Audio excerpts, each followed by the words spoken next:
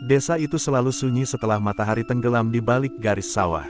Ngawi Selatan memang dikenal tenang, tapi bagi warga desa Kedungrejo, ketenangan malam bukanlah hal yang menenangkan. Ada jam-jam tertentu ketika orang memilih menutup pintu lebih rapat, mematikan lampu lebih awal, dan pura-pura tertidur meski mata masih terbuka lebar.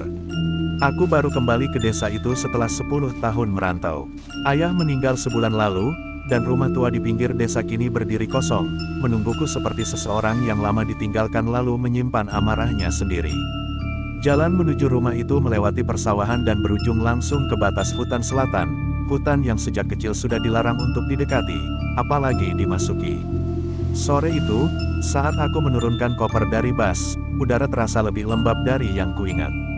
Langit mendung, burung-burung terbang rendah, dan angin berembus pelan membawa bau tanah basah meski hujan belum turun. Beberapa orang tua yang duduk di gardu memandangku sekilas, lalu menunduk cepat seolah melihatku terlalu lama bisa membawa kesialan. "Baru pulang, Le?" tanya Pak Wiryo, tetangga lama yang suaranya kini terdengar lebih serak. Aku mengangguk dan tersenyum. "Iya, Pak." Tatapannya berpindah ke arah koperku, lalu ke hutan di kejauhan. "Pulangnya jangan sampai kemalaman." Aku ingin bertanya kenapa, tapi beliau sudah berdiri dan pergi tanpa menunggu jawabanku.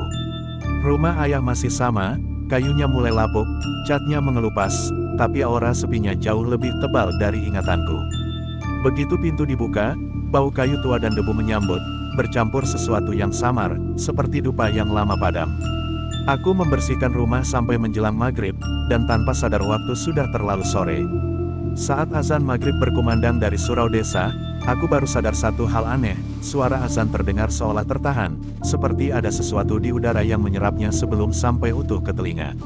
Aku menutup pintu dan jendela, lalu menyalakan lampu ruang tengah. Lampu berkedip 2 kali sebelum menyala stabil. Di luar, suara jangkrik mulai muncul satu persatu, lalu semakin ramai, hingga tiba-tiba senyap. Kesunyian itu datang terlalu mendadak. Jam dinding menunjukkan pukul 7 lewat sedikit ketika suara itu terdengar untuk pertama kalinya. Pelan, jauh, hampir seperti angin, tapi ritmenya teratur. Gamelan, aku membeku. Itu bukan suara radio, bukan televisi.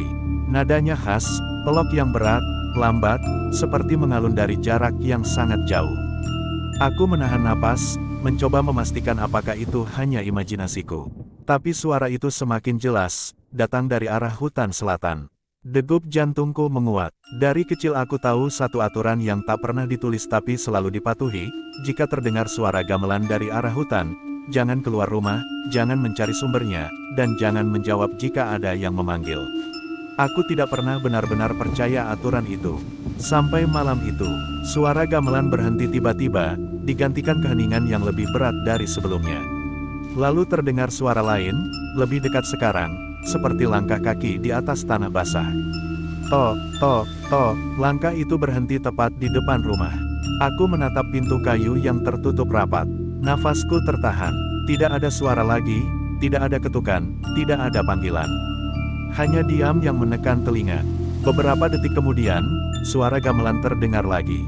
Kali ini lebih pelan, seolah dimainkan tepat di batas hutan, bukan dari dalamnya. Nada-nadanya terdengar salah, tidak selaras, seperti dimainkan oleh tangan-tangan yang tidak terbiasa memegang alat musik. Tanpa sadar, aku melangkah mundur. Lampu kembali berkedip.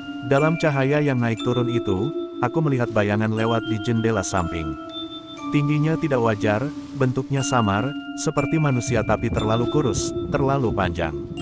Aku menutup mata dan berbisik pelan, mengingat pesan ibu dulu, jangan dengarkan. Jangan balas. Suara gamelan perlahan menjauh, tapi perasaan diawasi tidak ikut pergi. Hingga lewat tengah malam, aku duduk memeluk lutut di ruang tengah, menunggu pagi dengan rasa takut yang belum pernah kurasakan sebelumnya. Keesokan harinya, saat aku bertanya pada Pak Wiryo tentang suara semalam, wajahnya langsung pucat. "Kamu dengar juga," katanya pelan. Aku mengangguk. Beliau menarik napas panjang dan berkata lirih, "Itu tandanya sudah ada yang dipanggil, dan belum tentu pulang sendirian."